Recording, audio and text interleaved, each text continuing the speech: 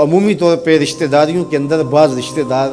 بہت تلخیاں دیتے ہیں، زندگی کے اندر زہر بھر دیتے ہیں، لیکن اگر کبھی وہ مجبور ہوں تو ان کی اعانت کریں، اور ان کا رویہ کچھ بھی ہو، زہرناک بھی ہو، لیکن آپ کا رویہ خوبصورت ہونا چاہیے۔ آپ مجھے اگر پوچھیں کہ سب سے بہترین صدقہ، سب سے افضل صدقہ کون سا ہے، تو سب سے افضل صدقہ جو مجبور ناراض رشتہ دار کو دیا جائے، جو رشتہ دار آپ کا شریک بن کے ہر جگہ پہ کھڑا ہوتا ہو، ہر خاندانی میٹنگ میں، ہر خاندانی ایونٹ میں آپ کے مخالف کھڑا ہوتا ہو، آپ کو نیچا دکھانے کی کوشش میں لگا رہتا ہو، اور کسی وجہ سے وہ کمزور پڑ جائے، مالی مشکلات میں مبتلا ہو جائے، اور آپ اس کی مدد کرنے کی پوزیشن میں ہوں، تو آپ کا نفس آپ کو کبھی بھی اس کی مدد کرنے پہ آمادہ نہیں کرے گا۔ آپ کا نفس روکے گا،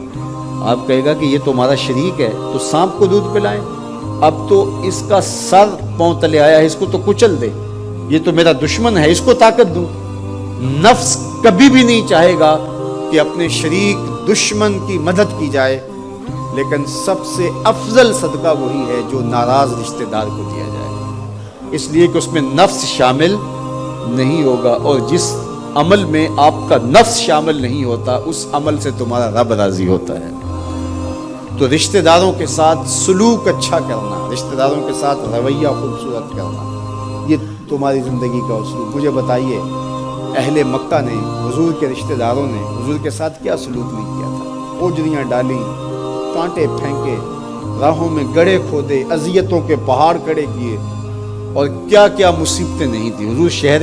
مکہ سے چلے گئے مدینہ المنورہ۔ اب جب فتح مکہ ہوا تو حضور جب تشریف لائے تو ناقہ پہ سوار ہیں،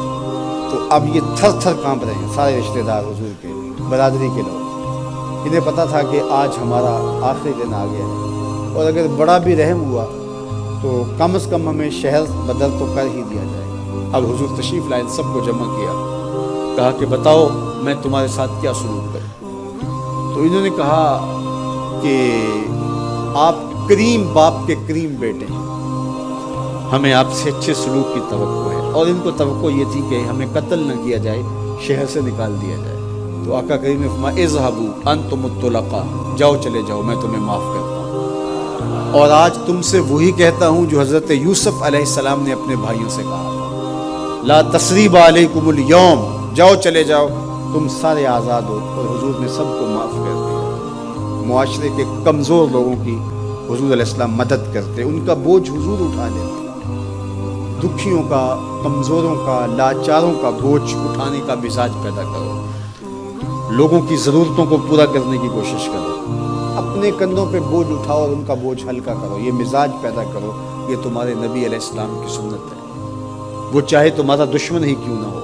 لیکن اس کا بھی بوجھ کم کرو، اس کا بوجھ اپنے ذمہ لو۔ جس کا کوئی کمانے والا نہیں، معذور ہے، اپاہج ہے، لاچار ہے،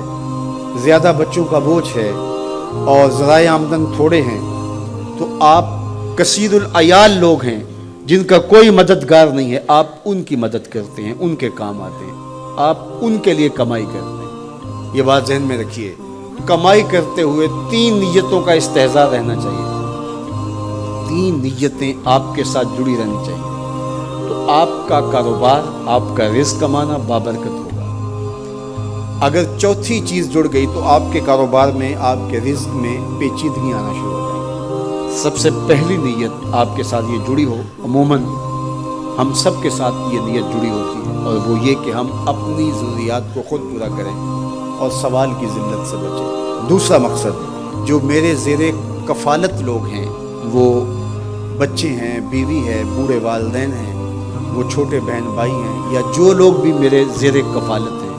ان کی ضروریات کو میں نے پورا کرنا ہے، اور اس کے لیے میں یہ رزق کما رہا ہوں۔ تیسرا مقصد ہمارے ساتھ جڑا ہونا چاہیے، اور جب بھی ہم کمائی کر رہے ہیں تو ہمارے ذہن میں یہ بات ہو کہ معاشرے کے وہ لوگ، وہ میری گلی میں ہیں، میرے رشتہ داروں میں ہیں، میرے محلے میں ہیں، یا کہیں اور ہیں، جن کا کوئی کمانے والا نہیں ہے اور مجبور ہے، میں ان کی مدد کروں۔ اللہ مجھے اس کاروبار سے، اس وسیلہ رزق سے اتنا عطا کر دے کہ میں اپنے بچوں کی کفالت بھی کروں گا، اپنی ضرورت بھی پوری کروں گا، اپنے والدین کی خدمت بھی کروں گا، اور معاشرے کے ان کمزور لوگوں کی مدد بھی کروں گا۔ وہ کام جن کے ذرائع نہیں ہوتے آمدن کے، بلکہ اخراجات ہوتے ہیں، میں ان کاموں میں لگوں گا، مدارس دینیاں ہیں، مساجد ہیں اور دیگر ایسے کام ہیں، میں یہ خدمت کروں گا، اس لیے میں کما رہا ہوں۔ تو یہ رزق بابرکت ہوگا،